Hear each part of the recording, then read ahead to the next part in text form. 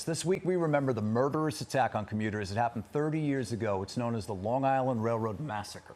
6 people were killed, 19 others were injured when Colin Ferguson opened fire on a train as it pulled into the Maryland Avenue station in Garden City. At the time, the tragedy brought an outcry over gun safety. But 30 years later, it feels as if this tragedy and so many more that have followed it really hasn't changed anything. And oh man, I grew up in Long Island. I remember it like it was yesterday. Yeah. To explore this, we bring in Charlie Minn, the director of documentary about Long Island Railroad Massacre. Charlie, thank you for joining us. Welcome. Let's get right to it.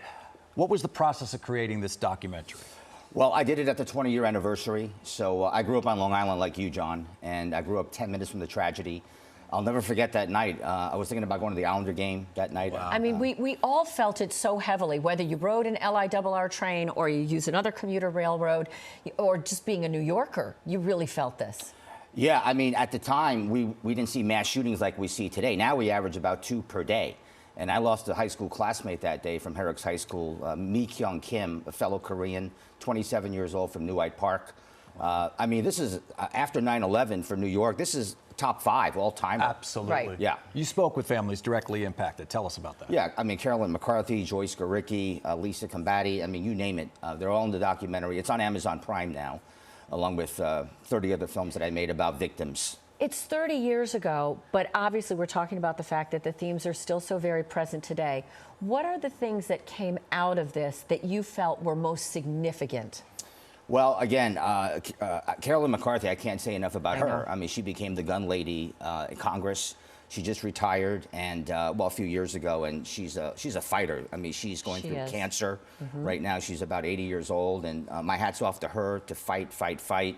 We've made no progress with gun control. I mean, we average 2 per day. Those are the results. It's pathetic. Interviewing parents who lost their kid is the hardest thing for me. Right. Any parent who loses their son or daughter, it's You feel that on your soul. You really do. It's beyond words. I mean, we don't have a word for that for a parent who loses their kid. We have orphan, we have widow. We should have a word for a parent who loses their kid so we can connect more with them. Absolutely. One of the things that happened at the time was we were talking so much about Colin Ferguson representing himself and being able to present all of this insanity really in court at the time. Did the families talk about that and how it really impacted them as well? Oh, they thought it was pathetic. I mean, this was a circus. I mean, he went pro se, and he's basically asking people, what did you see? Meaning he represented himself. He didn't bring in an attorney. Yeah, he asked people, like, what did you see? And they would say, I saw you shoot me. I mean, you talk about a travesty.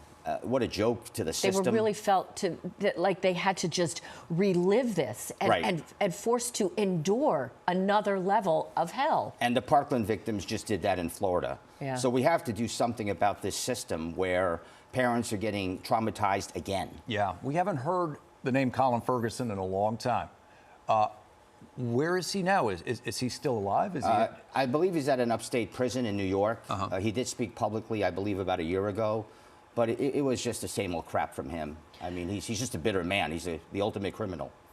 Yeah, it's just 30 years, my goodness. Yeah. I know, and yet, you know, we think things have changed, and then so little has changed, as you pointed out, that the gun laws still largely haven't changed, despite the measures that Congress does try to push through. Charlie Minn, the director of the Long Island Massacre, which you can find on Amazon Prime right now.